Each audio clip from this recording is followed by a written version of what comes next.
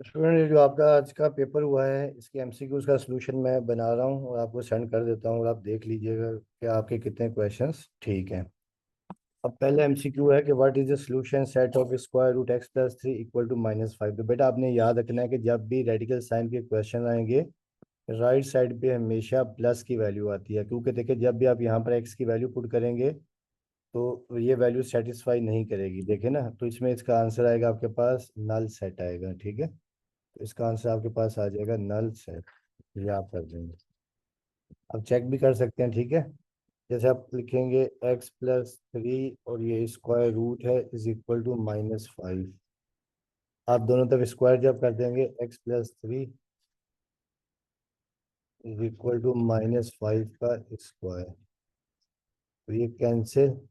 तो X plus three is equal to आपके पास आ जाएगी 25 और एक्स की वैल्यू आपके पास आ जाएगी 25 - 3 और एक्स की वैल्यू आपके पास आ गई 22।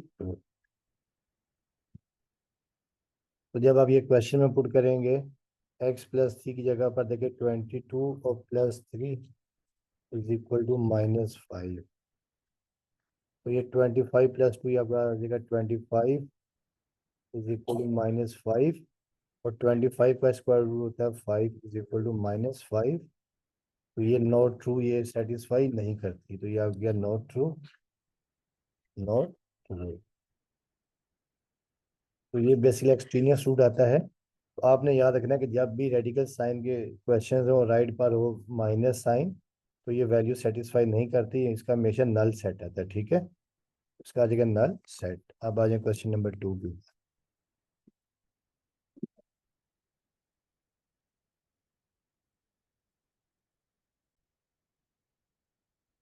देखिए स्टूडेंट, अपना एमसीक्यू नंबर 2 है कि roots of the equation X square -5x + 5 equal to 0।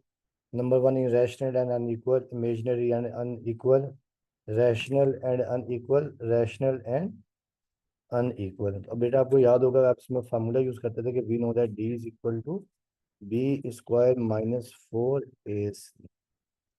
अब डी इज इक्वल टू देखिए बी आपके पास है -5, ये -5 का स्क्वायर और फिर -4 AC। A1 है और सी आपके पास 5 है। तो देखिए -5 का स्क्वायर 25 और ये 5 4 दैट 20। ठीक है, तो डी आपके पास आ गया है 5।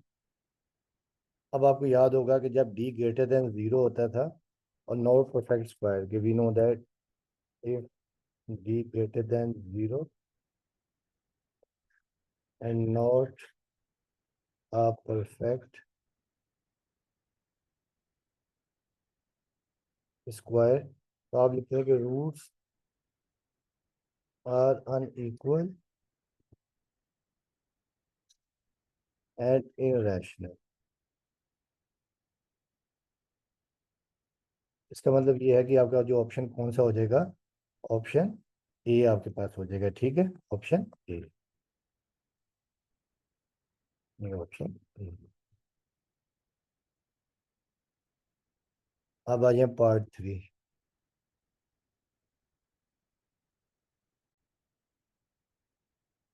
देखिए स्टूडेंट, एमसीक्यू नंबर 3 है कि for what value of X X plus 13 ratio X plus 7 is equal to 4 ratio 5। हमें एक्स की वैल्यू फाइंड करनी है। ये चार ऑप्शन दे दिए, option A 37, option B 17, C -37, D -17। तो बेटा आपको याद होगा कि इसमें क्या होता है कि product of extreme is equal to product of mean. यानी 5 को आप एक्स प्लस 13 से मल्टीप्लाई कर देंगे और 4 को एक्स प्लस 7 से। तो जब आप मल्टीप्लाई करके सिंप्लीफाई करेंगे तो एक्स की वैल्यू आ जाएगी -37। तो ये आपका ऑप्शन कौन सा, ऑप्शन सी। ठीक है, अब आ जाए आप एमसीक्यू नंबर 4 के ऊपर।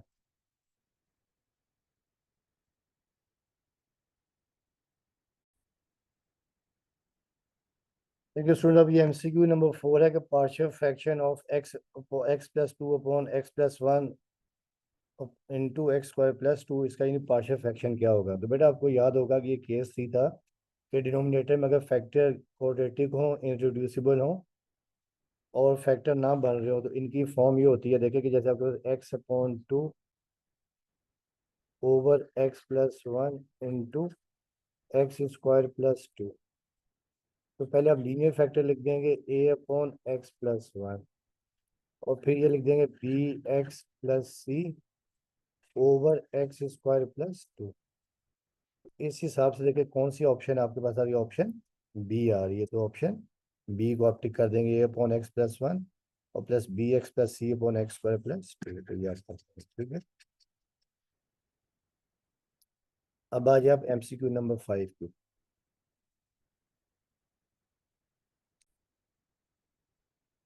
देखिए स्टूडेंट, एमसीक्यू नंबर 5 है कि median of the given data 12 14 24 15 19 is ये 15 17 19 34। तो बेटा आपको याद होगा सबसे पहले आपने इसको लिखना है असेंडिंग ऑर्डर में। ठीक है, असेंडिंग ऑर्डर में आप इसे लिख देंगे। असेंडिंग ऑर्डर देखिए ये आपके पास आ गया 12, यानी ये आपके पास आ गया असेंडिंग ऑर्डर।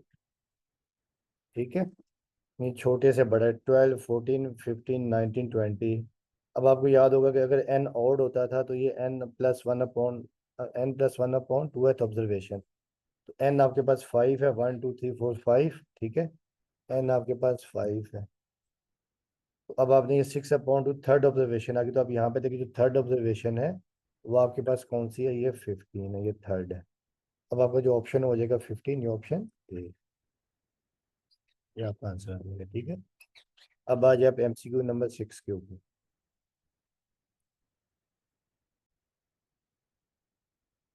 अब देखिए स्टूडेंट, ये क्वेश्चन नंबर 6 है कि what is the area of a circular sector having central angle pi by 3 and radius 3। तो बेटा ये आपको चार ऑप्शन दे दिए हैं। अब आपको याद होगा कि एरिया ऑफ अ सेक्टर होता है 1/2 r² थीटा।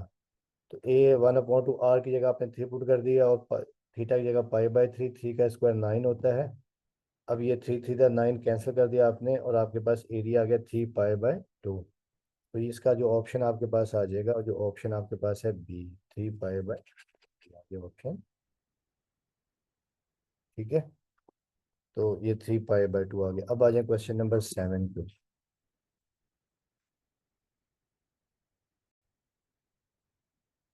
अब देखिए इसमें क्वेश्चन नंबर 7 है, in a right triangle projection और perpendicular upon base is called. ठीक है, यानी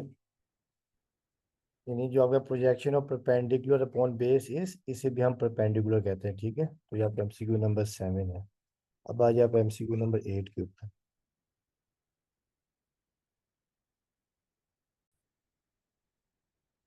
अब देखिए स्टूडेंट, क्वेश्चन नंबर 8 आपके पास है कि what is the length of the chord A B intercepted at 4 centimetre away from the centre of the circle having radius 5 centimetre.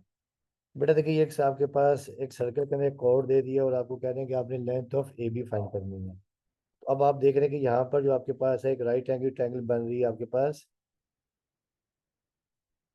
ए ओ सी। देखिए ये आपके पास ये बन रही है, ये आपके पास ए है, ये आपके पास सी है, और ये आपके पास ओ है। ये 4 है, ये आपके पास 5 है, ये वाला एंगल 90 है। अब आप यहाँ पे यूज कर देंगे पाइथागोरस थ्योरम। ठीक है, अब hypotenuse square is equal to base square plus perpendicular square. अब हाइपोटेन्यूज आपके पास 5 है, बेस हमने फाइंड करना है यानी ए सी, और परपेंडिकुलर आपके पास 4 का स्क्वायर, ये 25, ये 4 का स्क्वायर 16, यहाँ लाके माइनस कर देंगे, और ये सी का स्क्वायर, और ये आपके पास 25 - 16 9 आ जाएगा इज इक्वल टू ए सी। तो ए सी का स्क्वायर, तो जब स्क्वायर रूट ले लेंगे तो ए सी आपके पास आ जाएगी 3। अब बेटा देखिए यहाँ पे आपके पास ए सी आपके पास आ गया 3। ठीक है, ए सी देखिए आपके पास आ गया 3। अब हमें ए भी फाइंड करना है। तो ये देखिए आपको याद होगा, अभी ये थ्योरम पढ़ा था कि सेंटर से जो भी लाइन होती है वो कॉर्ड को बाइसेक्ट करती है। तो ये 3 है, तो ये भी क्या होगा, 3 हो जाएगा। तो ए भी आपके पास आ जाएगा, A B is equal to 3 + 3 6 centimetre. इसका जो ऑप्शन है वो आपके पास ऑप्शन बी है, 6 सेंटीमीटर। अब आ जाए क्वेश्चन नंबर 9 के ऊपर।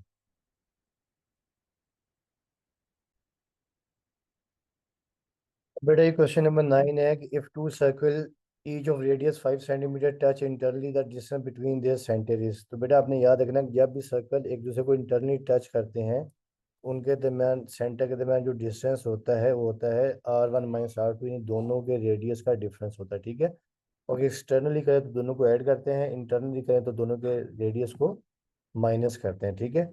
अब आपके पास ये आ जाएगा, इसका मतलब ऑप्शन आपके पास आ जाएगा ऑप्शन ए 0 सेंटीमीटर, क्योंकि दोनों का रेडियस 5 है। तो ज़ाहिर है कि रेडियस भी 5 है, तो इसका मतलब ये है कि सर्कल भी वो एक दूसरे के ऊपर ही बनेंगे, ठीक है। तो ये पूरा सर्कल भी उसके ऊपर ही बनेगा। दोनों का सेंटर क्या है, दोनों का सेंटर यानी सेम ही होगा, ठीक है। तो सेम सेंटर होगा तो रेडियस क्या हो जाएगा, 0 हो जाएगा। अब आ जाए क्वेश्चन नंबर 10 पे।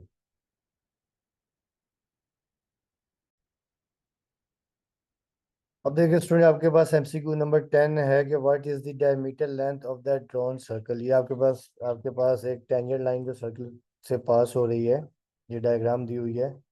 और ये आपके पास, ठीक है, ये समय आपके पास सेंटर ले लें। तो अब देखिए आपके पास ये राइट एंगल ट्रायंगल बन गई है ओ पी ए। तो यहाँ पे आपने पाइथागोरस थ्योरम यूज कर दिया, और पाइथागोरस थ्योरम यूज करने के बाद आपके पास रेडियस आ गया 3, ठीक है। रेडियस आपके पास 3 आ गया, तो डायमीटर उसका डबल होता है। तो डायमीटर 2 आ, तो 2 मल्टीप्लाई बाय 3 6 आ जाएगा। तो इसका आंसर आपके पास ऑप्शन आ जाएगा 6। अब आ जाए क्वेश्चन नंबर 11 के ऊपर। बेटा अब ये एमसीक्यू नंबर 11 है कि if circular arc subtend a central angle 40 degree then the corresponding chord subtends a central angle. तो बेटा देखिए, जब भी आपने याद रखना है कि कोई भी, देखें यानी आर्क बनती है कहाँ पर, if circular arc subtend a central angle 40 degree, ठीक है। यानी सर्कुलर सेंटर के ऊपर एंगल बन रहा 40 का। तो then corresponding chord subtends central angle, तो ये कॉर्ड पे जो एंगल बनता है वो हमेशा डबल होता है जो आपके पास सर्कुलर पे बनता है, ठीक है। अब इसका ऑप्शन आपके पास आ जाएगा 80। एंगल हमेशा जो आपके पास बनेगा कॉर्ड पे बनेगा जो, वो क्या होगा, डबल होगा सेंट्रल एंगल से, ठीक है। तो ये आ जाएगा आपका ऑप्शन डी आ जाएगा। अब आ जाए क्वेश्चन नंबर आपके पास है 12। अब बेटा क्वेश्चन नंबर 12 है कि what is the value of x in the figure. ये फिगर आपके पास और एक्स की वैल्यू फाइंड करनी है। तो देखिए बेटा, यहाँ पर जो टोटल एंगल आपको होता है 360, ठीक है ना। तो अब 360 में से माइनस कर देंगे आप, यानी 360 में से आप 232 कर देंगे माइनस। तो ये आपके पास आ जाएगा 128। ये ऑप्शन 128 आ जाएगा, ठीक है। अब आ जाए क्वेश्चन नंबर 13 के ऊपर।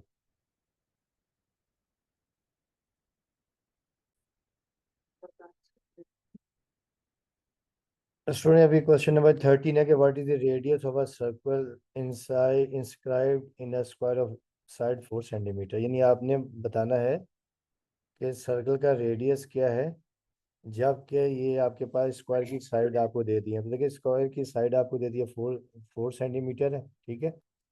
और आपको पता है कि सेंटर से लेके जो डिस्टेंस ये होता है, ये आपके पास होता है रेडियस।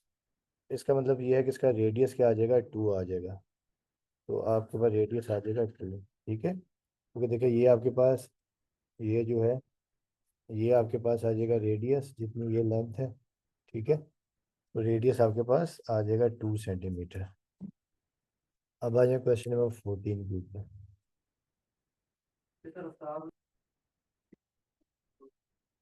अब बेटा क्वेश्चन नंबर 14 है, the shown Venn diagram represent. हमें बताना क्या है, ये कौन सा फंक्शन है, इनटू फंक्शन है, बाइजेक्टिव फंक्शन है, ऑनटू फंक्शन है, या नॉट अ फंक्शन है। तो बेटा आपको याद होगा कि फंक्शन के लिए क्या होता है कि जो डोमेन है वो सेट ए के बराबर होती है, ठीक है, सेट ए। अब यहाँ पर देखिए जो डोमेन है, यहाँ पर देखिए जो डोमेन है, तो आपके पास है ए बी सी। ये आपके सेट ए आपके पास है ए बी सी डी। इसका मतलब यह है कि डोमेन और सेट ए बराबर नहीं है, not equal to set A. इसका मतलब ये फंक्शन नहीं है, तो ये नॉट अ फंक्शन है, ठीक है। अब आ जाए इसका लास्ट क्वेश्चन।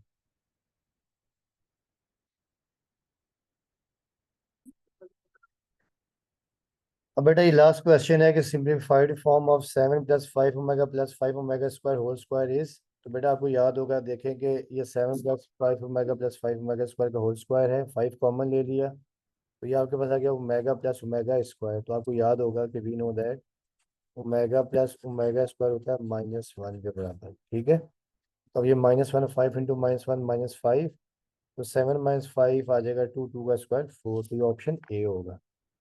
अच्छा अब बेटा इसमें जो एक था ना आपके पास, ये एमसीक्यू था, इसको थोड़ा सा हम कर लेते हैं।